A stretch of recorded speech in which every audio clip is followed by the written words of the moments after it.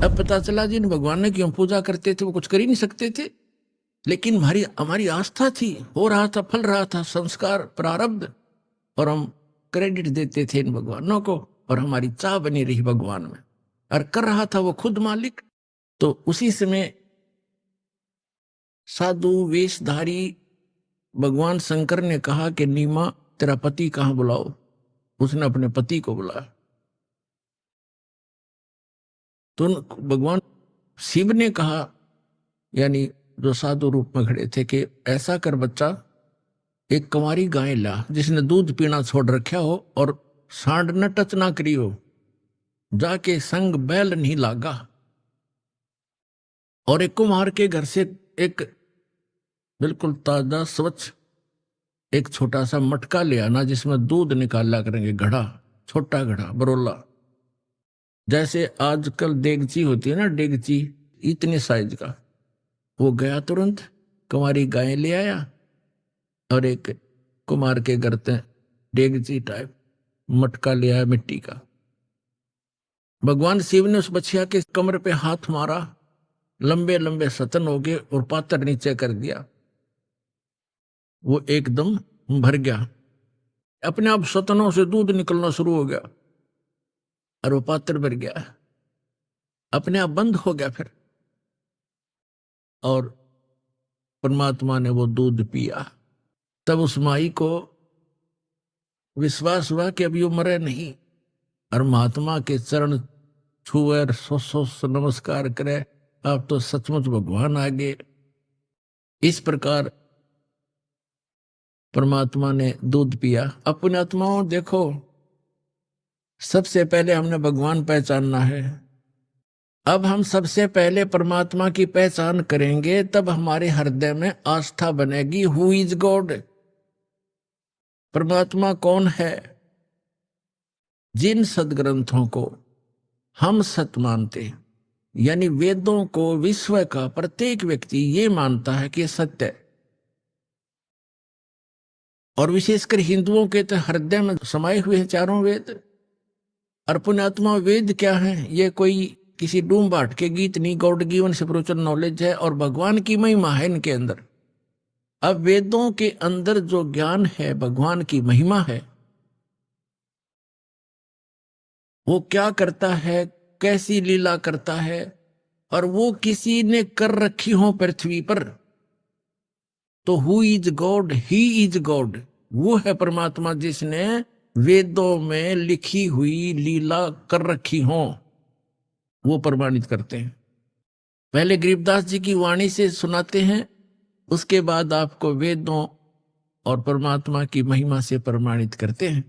भक्ति मुक्ति ले उतरे वो मेटन तीनों तापे, तीनों तापों का नाश करने की एक ऐसी जड़ी लेकर अवतरित हुए, ऐसा मंत्र लेकर अवतरित हुए कि तीनों तापों का भी नाश उससे हो जाएगा। जैसा कि आपको कथा सुनाई थी, महाभारत के अंदर पांडवों ने बंधुघात किया था, उसके लिए अश्वमेध यज्ञ किया था। भगवान कृष्ण ने बताया था कि तुमने जो बंधुघात किए हैं, उस तीन ताप के अंतर्गत ये प्रेत आत्माएं तुम्हें सता रही हैं, उन मृतों की, उन मृतकों की आत्मा सता रही है तीन ताप के अंतर्गत। उसके लिए अश्वमेध यज्ञ किया गया था, लेकिन किसी भी इस ऋषि महर्षि श्री कृष्ण जी के भोजन खाने से वो शंख नहीं बजा था, यानी वो यज्ञ संपूर्ण नहीं हुआ। यज्ञ संपूर्ण होगा तो वो तीन ताप कटने थे।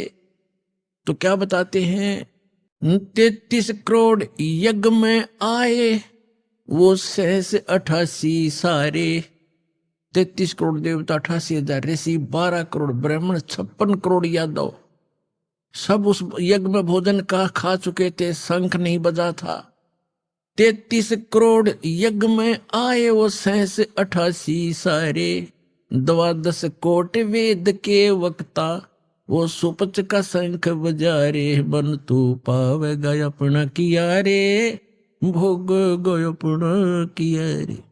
कहते 33 करोड़ यज्ञ में आए 88 सारे, और 12 कोट वेद के वक्ता, 12 करोड़ ब्राह्मण वहां उस सुदर्शन का शंख बजा रहे, सुदर्शन से शंख बजा रहे, वो परमात्मा स्वयं आ रहे थे। तो यहां बता रहे हैं कि वो परमात्मा ही ऐसे मंत्र देता है जिससे आपके तीनों ताप भी कटेंगे। तुम कौन राम का जपते जापम, तात कटे न ये तीनों तापम। और अभी आपको बताया वेदों में, ऋग्वेद मंडल नंबर 9 सूक्त 95 के मंत्र 2 में और 9 मंडल के सूक्त 94 के मंत्र 1 में स्पष्ट किया है कि वो परमात्मा कवियों की तरह आचरण करता है, घूमता फिरता है और अपने मुख कमल से वाणी बोलता रहता है। और वो परमात्मा एक गुप्त मंत्र का आविष्कार करता है, प्रकट करता है गुप्त मंत्रों को। वो है वो तीनों ताप के काटने वाले। और यही गरीबदास जी कह रहे हैं, वही प्रमाण दे रहे हैं। भक्ति मुक्ति ले उतरे, उतरे माने अवतरित हुए, सहश्रीर आए, उतरना, नौका नुआना। भक्ति मुक्ति ले उतरे वो मेटन तीनों ताप, मोमिन के डेरा लिया वो कह कबीरा बाप। उस मुसलमान दुल्हे के घर निवास कर रखा है और एक लीला करते हुए उस नीरू को पिता कहते हैं। दूध न पीवे न अन्न बखे, नहीं पलने झूलन थे, अदर अमान ध्यान में वो कमल कला फूलन थे। फिर कहते हैं काजी आए कुरान ले, धर लड़के का नाम, अक्सर अक्सर में फुरा धन कबीर बलि जाऊं मैं। सकल कुरान कबीर हैं, हरफ लिखे जो लेखे, काशी के काजी कहें या गई दीन की टेक। फिर वो काजी मुल्ला आगे भी नाम धरेंगे लड़के का। जैसे अपने यहाँ ब्राह्मण भी ऐसे नामांकन करते हैं, गुरुजन अपना कोई वेद या गीता या पुराण को ऐसे खोलेंगे, प्रथम अक्षर जो आएगा उस पर नाम रख देंगे। ऐसे उन्होंने कुरान शरीफ को खोला, उसमें लड़के का नाम खोजने लगे, उसमें सबसे पहले सूरत फुरकानी वाला कबीरा मिल गया, कबीर। तो उन्होंने सोचा कबीर का अर्थ बड़ा करते हैं ये लोग कि दुल्हे का लड़के को का बड़ा नाम रखना ठीक नहीं, अच्छा नहीं लगता। तो उन्होंने फिर गुस्ताखी करी, दोबारा कुरान शरीफ बंद की, फिर खोला मंत्र बोलकर। तो दूसरी बार पूरे के पूरे उस पृष्ठ पे, दोनों पृष्ठों पे कबीर कबीर कबीर लिखा और कोई लेख नहीं रहा। फिर और पलट कर देखा, सारी कुरान को, वो जो पुस्तक वो ले रहे थे वह सारी के अक्षर कबीर कबीर हो गया पूरी में। अगले रख लो के रखोगे।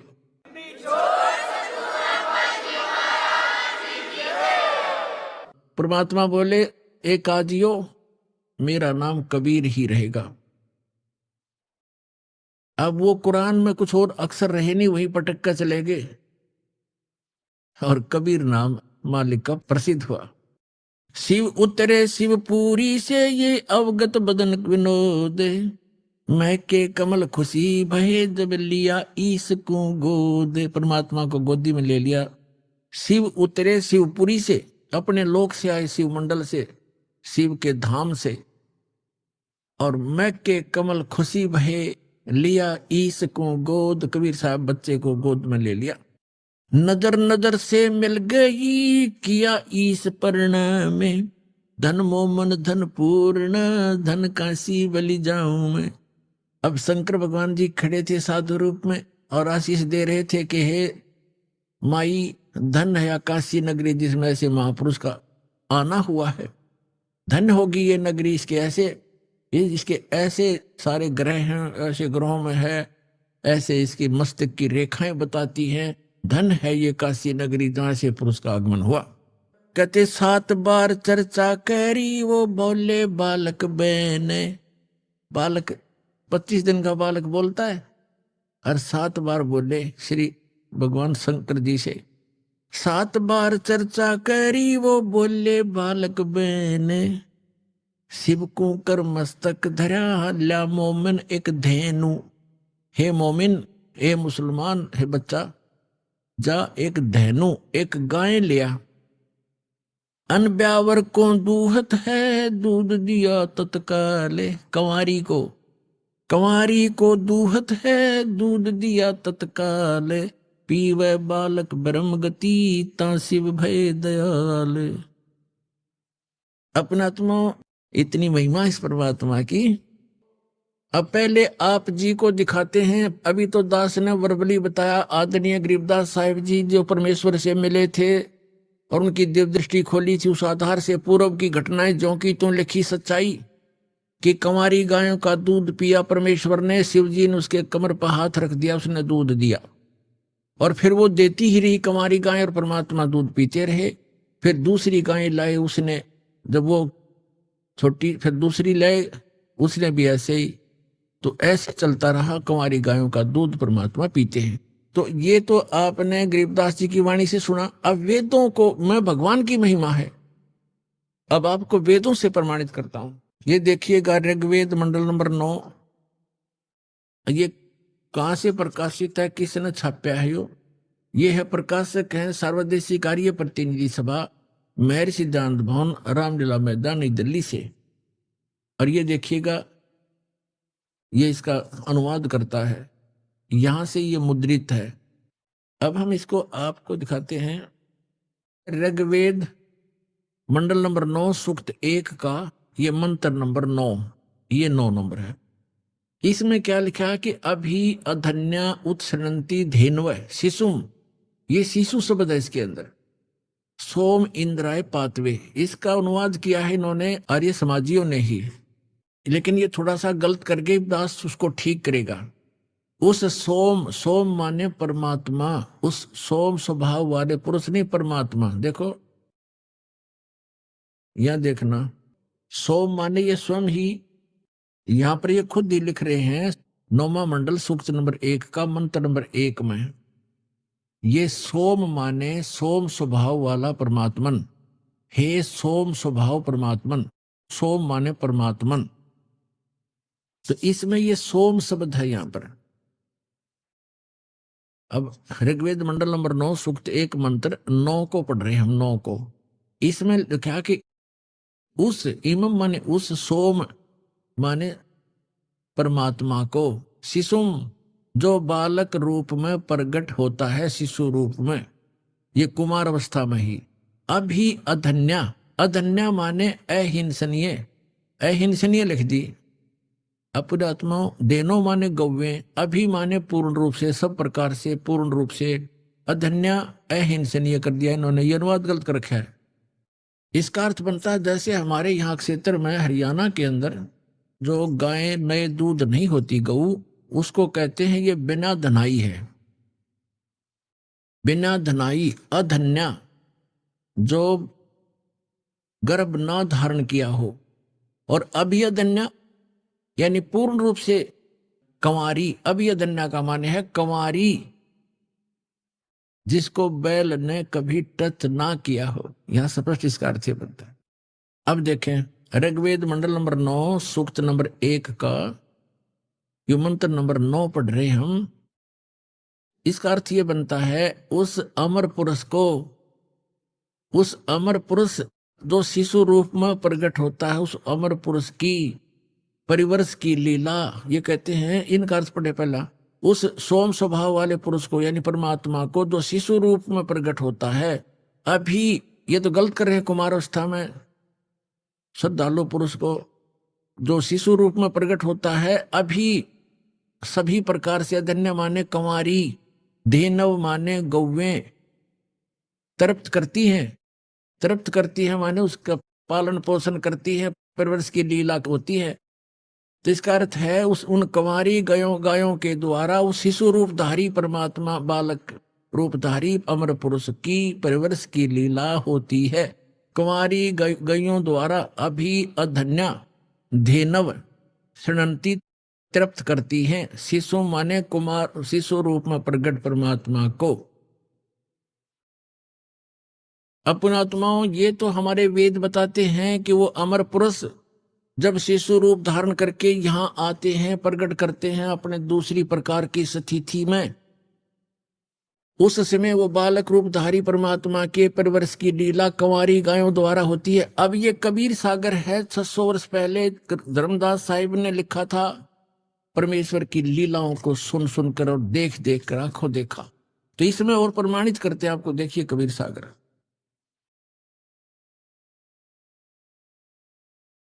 खेमरा श्री कृष्णदास प्रकाशन मुंबई से प्रकाशित है। ये देखिएगा यहां से। ये है कबीर सागर, और इसके कौन है? कबीर पंथी भारत पथिक स्वामी योगलानंद बिहारी द्वारा पुरस्कृत। कहां से छपा है? प्रकाशक एवं मुद्रक है खेमरा श्री कृष्णदास, अध्यक्ष श्री वेंकटेश्वर प्रेस, खेमरा श्री कृष्णदास स्मारक, मुंबई से। अब इसके हम आपको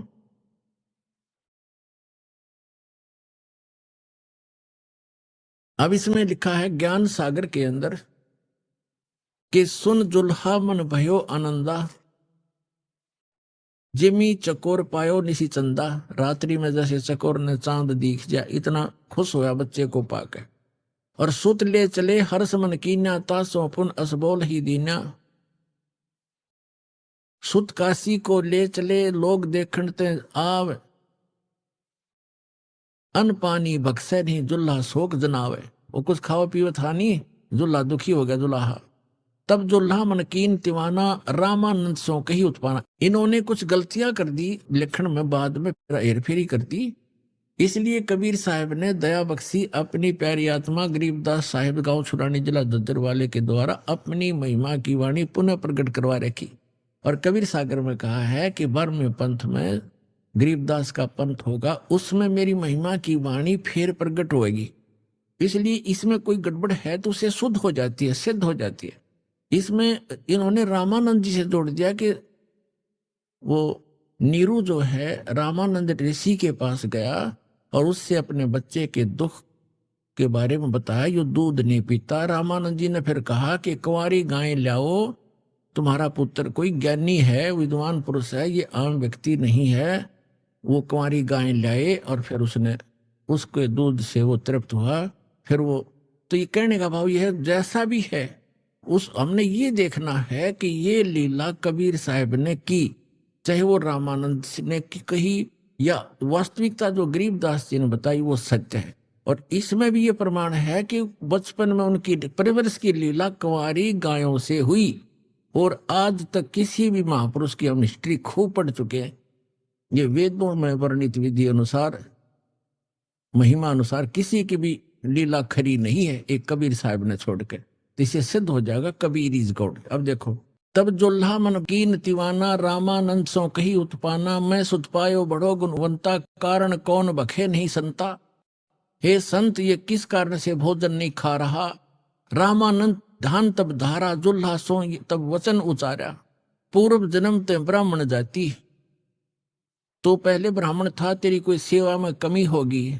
हरि सेवा की नहीं भली भांति, और कुछ तो सेवा हर की चूका, तो कुछ हर की परमात्मा की सेवा में भक्ति में चूक होगी। ताते भयो जुल्हा का रूपा, प्रीति प्रभु गह तोर लीनी। ताते उद्धान में सुत तो दीनी।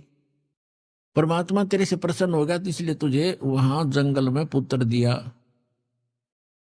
अब नीरू कहता है, हे प्रभु जस की ना तस पायो, मैंने जिसा क्रियाओं तो बर लिया, पर आरत हो तो दर्शन आयो। मैं दुखी हो करके संकट में तेरे पास आया हूं।